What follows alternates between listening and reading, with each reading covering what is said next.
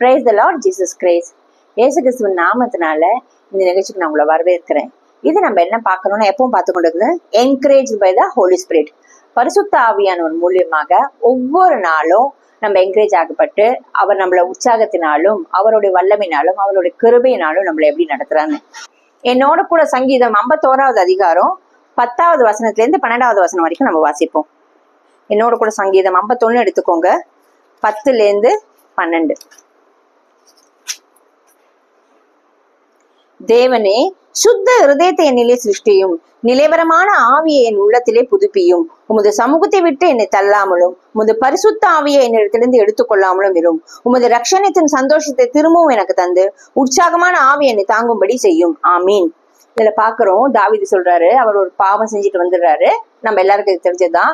அப்ப அந்த இடத்துல என்ன ஆயிருக்கு, அவர் பாவம் செய்யறிச்சு அவருக்குள்ள இருக்கிற பரிசுத்த ஆவியானவரை துக்கப்படுத்திட்டாரு. அதனாலதான் என்ன சொல்றாரு, சுத்த இருதயத்தை எனக்குள்ள சிருஷ்டிங்க, உம்முடைய ஆவியானவரை நிலவரமான ஆவியானவருக்குள்ள புதுப்பிச்சு தாங்க. ஏன்னாக்கா ஆவியானோட சத்தமே கேட்க முடியாதபடிக்கு போயிடும். அப்ப நம்ம ஒரு பாவம் செய்யறோம், நம்ம ஒரு தப்பு செஞ்சிடறோம், ஆவியானவர் சொல்லிக்கிட்டே இருக்காரு. அது நம்ம உணராம நம்ம திருப்பி அவருக்கு வார்த்தைக்கு கீழ்ப்படியாம செய்யறச்சு என்ன ஆகும்னா, ஆவியானவர் நம்ம துக்கப்படுத்துறோம். அப்ப அவர் துக்கப்படுறச்சு என்ன ஆகும்னா, அவர் நமக்குள்ள இருந்து கிரியை செய்யாதபடிக்கு அவர் சைலண்ட் ஆயிடுவார்.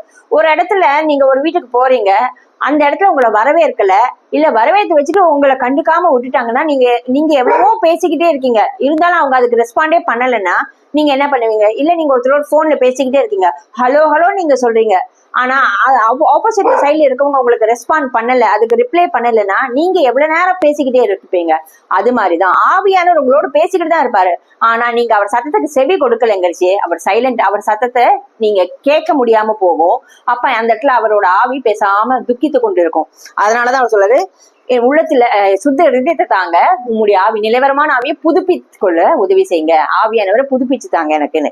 அடுத்தது அவர் சொல்றதுன்னா, உங்க சமூகத்துல இருந்து என்ன தள்ளிடாதீங்க, எனக்குள்ள கொடுத்திருக்கிற பரிசுத்த ஆவியானவரை எடுத்துக்கொள்ளாதீங்க.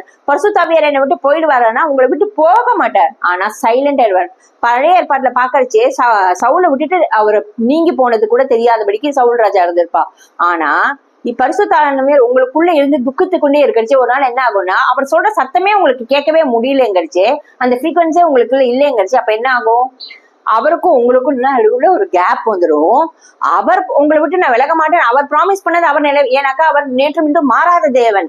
ஆனா அவர் சத்தத்தை கேட்க முடியாத அடிப்பு நம்ம பாவம் தான் நம்மளையும் அவரையும் தூரமாக்கிடும் வேதம் சொல்றது.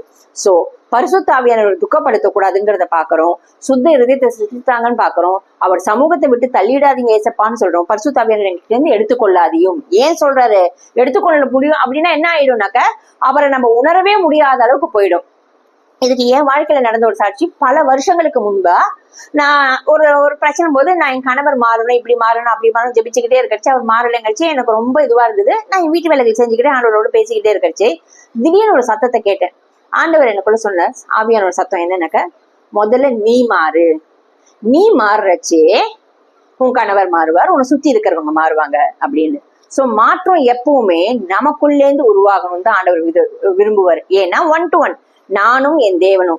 அப்போ என் தேவன் என்னோட மகள், என்னோட ஊழியக்காரி, என்னோட வேலைக்காரி, என்னோட மனவாட்டி, நான் சொல்றத கேட்கணும், அவ மாறணும். நம்மளதான் ஏன் நானே தான் எப்பவும் மாறணுமா அப்படிங்கறச்சு. ஆமா, உங்களுக்கும் தேவனுக்கும் வரைச்சே உங்களை தான் மாத்துவாரு, எனக்கும் தேவனுக்கும் வரைச்சே என்னதான் மாத்துவாரு.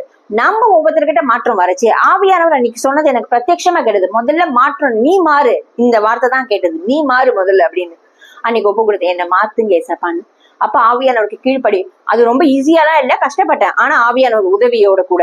அப்ப அன்னைக்கு நான் ஆவியானோட சத்தத்தை கேட்கலனாக்க, அதுக்கப்புறமா நடந்த எத்தனையோ அற்புதங்கள், அடையாளங்கள், என் கணவரும் மாறினாரு, நானும் மாறினேன், பிள்ளைகள் மாறினாங்க, குடும்பம் மாறித்து. அப்போ அந்த சாட்சிகள் எல்லாம் தேவநாம மகிமைக்கு நான் சொல்றேன்.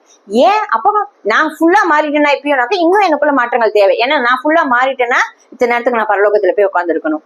எனக்குள்ள இன்னும் மாற்றங்கள் தேவை. நான் மாறிக்கொண்டு இருக்கேன். தினம் நம்ம ஆண்டவருக்குள்ள மறுரூபமாகணும்னு இருக்கு.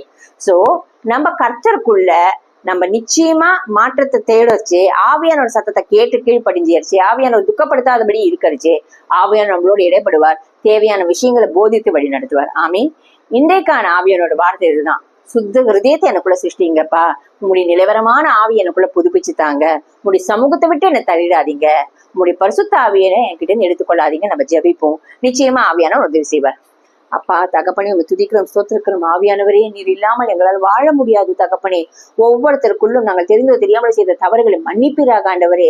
ஒவ்வொருத்தருக்குள்ளும் சுத்த ஹிருதயத்தை சிருஷ்டிப்பீராக. உம்முடைய நிலவரமான ஆவியை புதுப்பித்துக் கொள்ள உதவி செய்யும் ஆண்டவரே. உம்முடைய சமூகத்தை விட்டு பிள்ளைகளை தள்ளிவிடாதபடிக்கு, உம்முடைய பரிசுத்த ஆவியானவர் எங்ககிட்ட இருந்து எடுத்துக்கொள்ளாதபடிக்கு, உண்மை நாங்கள் துக்கப்படுத்தாதபடிக்கு, உண்மை வேதனைப்படுத்தாதபடிக்கு, இனி நாங்கள் உமக்கு பிரியமான வாழ்க்கை வாழ எங்களுக்கு உதவி செய்யும். இயேசுவின் நாமத்தினால் ஜெபிக்கிறோம் பிதாவே, ஆமீன். ஆவியானவரோட அரவணைப்பும் ஆதரவும் வழி நடத்தலும் நம்ம எல்லாரோட இருக்கட்டும். ஆமீன். God bless you.